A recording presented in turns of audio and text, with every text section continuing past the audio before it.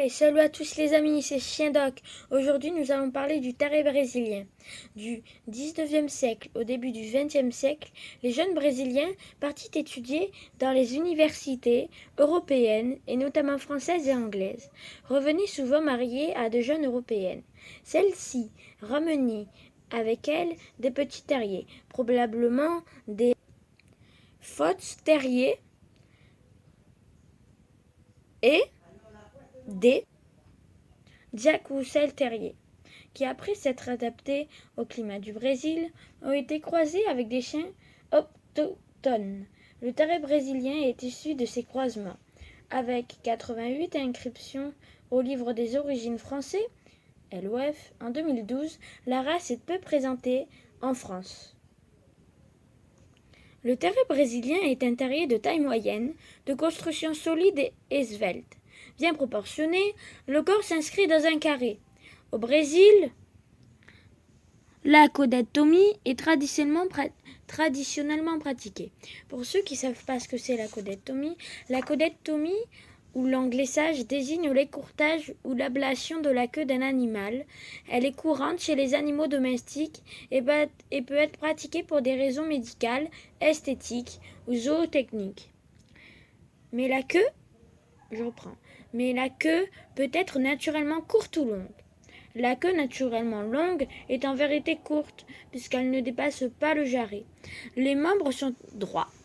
Vus de face, les antérieurs sont légèrement plus écartés que les postérieurs bien musclés. La tête a une forme triangulaire. Vue du dessus, elle se rétrécit notablement, à partir des yeux jusqu'à l'extrémité du museau. Le stop prononcé est accentué par la déclivité du museau. Les yeux de forme ronde sont de préférence de couleur foncée, sauf pour la variété bleue, où ils sont gris-bleu, et pour la variété marron, où ils peuvent être marron, vert ou bleu. Les oreilles, de forme triangulaire, les oreilles qui sont de forme triangulaire se terminent en pointe. Semi-dressée, la pointe tombe en direction de l'angle externe de l'œil. Les oreilles ne sont pas coupées. Le poil est court, lisse, fin, sans être doux et bien couché. Le poil est plus fin sur la tête, les oreilles sous le cou, à la face intérieure des membres antérieurs et des postérieurs. La robe est blanche, marquée de noir, marron ou bleu. Des marque-feux sont obligatoirement présentes au-dessus des yeux, sur les faces latérales du museau et à l'intérieur des oreilles. La tête est toujours marquée dans la région frontale et sur les oreilles. Alors, confusion avec d'autres races. Le terrier brésilien peut être confondu avec le Fox terrier, à poil lisse. Toutefois, cette race représente des lignes corporelles plus carrées.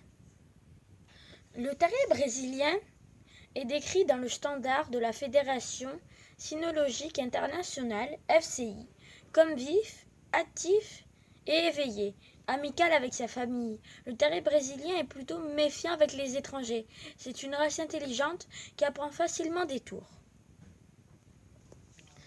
Le terrier brésilien est un chien de compagnie joyeux et très actif. Il a des aptitudes pour l'agility. Au Brésil, il est utilisé comme chien de cirque.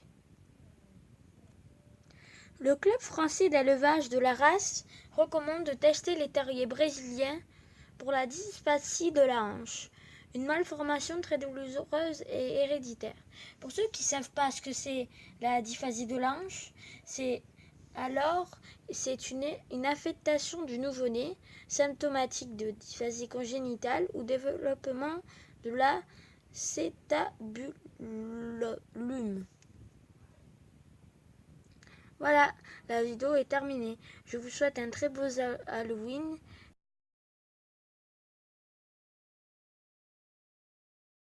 N'oubliez pas de liker et partager et mettre un commentaire pour une prochaine vidéo. Allez, au revoir!